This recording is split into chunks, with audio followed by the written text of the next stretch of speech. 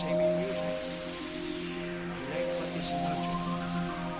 Believe what the music demands, and I try to do my best. A couple of years ago, I had a friend, David Barnby, and he has a thing about Black Arrow and Blue Streak, which he considers were excellent rockets which the Heath government should never ever have destroyed, and as such he dived down the Public Records Office to see if he could find some information on Blue Streak and Black Arrow. Whilst he was there, he stumbled across, completely by accident, a particular document. He produced a considerable amount of paperwork, approximately 500 papers altogether, all on government-headed note paper, all with Central Registry and Public Records Office stamps on it, and a lot of it signed around the margins and in various other places by the people who'd actually handled this paper and taken part in the process. So he gave me a CD.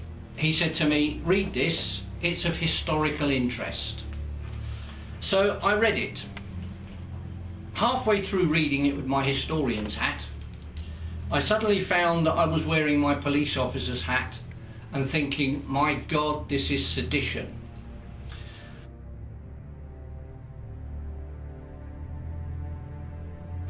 I was looking at a set of documents produced by the Heath government in the Heath era and at Heath's instigation, which evidenced the fact to me as a police officer that Heath in fact had set up a conspiracy, and the object of that conspiracy was to subvert the constitution of this country, the crime at common law of sedition, and to hand this country over to a foreign power, the EEC, the crime at common law of treason. What did they do? In 1971, the Foreign Office, in a collection of papers which are titled in the Public Records Office FCO 30/1048, told the Heath government that if they signed us up to the European Economic Community, within 3 decades, we would in fact have lost our constitution and ceased to be an independent sovereign state and would merely be a region of Europe. That would mean the end of our constitution and the end of this country as a sovereign state. Now, if you subvert the constitution, and what has happened is that our constitution has been progressively subverted over a 30-year period, as more and more of our own constitution has been surrendered to European legislation which has been foisted upon us, then in fact that is the criminal offence at common law of sedition.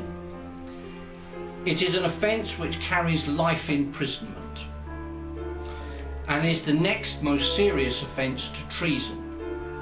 If you do what Heath set out to do, which was to hand this country over to a foreign power, that in fact is the common law offence of treason, because you are destroying the country that we live in. We are not talking here about the murder of an individual, we're talking about the murder of an entire country. Far, far more serious a crime even than murder. How did they do it? Well, they organised breakfast meetings at the Connaught Hotel in London.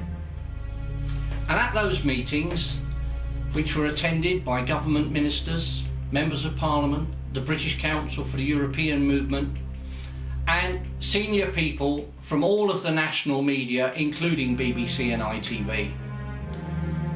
At those meetings, they persuaded the media people to remove all of their frontline anti-EEC reporters. Probably the most prominent of these would have been Jack DiMagno from Radio 4. They actually put all of the prominence on those reporters who were in favour of the EEC. But not content with that, the Foreign Office set up a body, a department within a department, and that department produced thousands and thousands of letters which was sent to the central offices of all of the three major political parties, the Tories, the Labour and the Liberal parties, and to the British Council of the European Movement, who got these letters signed as though they purported to come from people like you and I, and they all said the same thing. What a wonderful idea this EEC is, and how we've got to actually join as soon as possible. These were then sent off to the letters columns in the newspapers who got them published. The government committed other crimes as well, which are documented on these papers. For example, they suborned an awful lot of civil servants, quite a few of whom attended the breakfast meetings at the Connaught Hotel, some of whom were set to work writing letters. This is the criminal offence of misfeasance in public office. They failed to show all of the money that they spent, or some of the money that they spent, on any of the accounts. Now that's just a simple, easy, criminal, fraudulent accounting, and is the least serious of all of these offences. And the other offence they committed was they invited a Frenchman over here, Jean Monnet, in order to help the government to carry out all of this criminal activity. Now that's an offence under Section 1, Paragraph 5 of the 1911 Official Secrets Act. Now, all of these things put together evidence very, very clearly that the government of Edward Heath, in connivance with the leaders of the other political parties, otherwise they could not have got their central offices to sign the letters going to the papers, were heavily involved in betraying this country, because that is what treason is. Treason is a betrayal of trust. They were elected to office, they were trusted by the British people to govern the British people in a manner in which the British people wanted to be governed, and they deliberately set out to betray these people and to hand them over to a system of government which in fact is completely alien to us. Government are trying to repeal the Treason Acts, but I've written to them and we've had a small victory, because the Law Commission look at these laws, and I emailed them and I said to them, Parliament may pass any laws that they wish to protect the sovereign and the constitution of this country, but to repeal those laws places the sovereign and the constitution at grave risk and is an act of treason. If you are, as the Law Commission, recommending to Parliament that they repeal those laws, then that in fact constitutes a conspiracy to commit treason. And I and a number of my colleagues would be only too happy to walk into police stations and make allegations that the Law Commission officers are committing a conspiracy to commit treason. You want to spend the rest of your life in jail? You go ahead, you recommend the repeal of the treason law. It took them 3 weeks to reply to that one.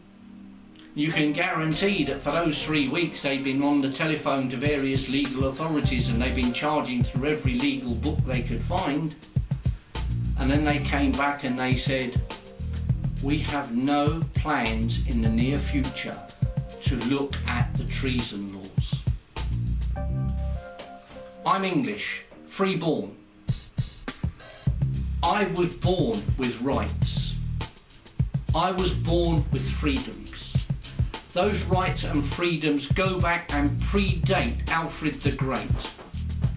Nobody on this planet has the right to remove those rights and freedoms from me. Nobody.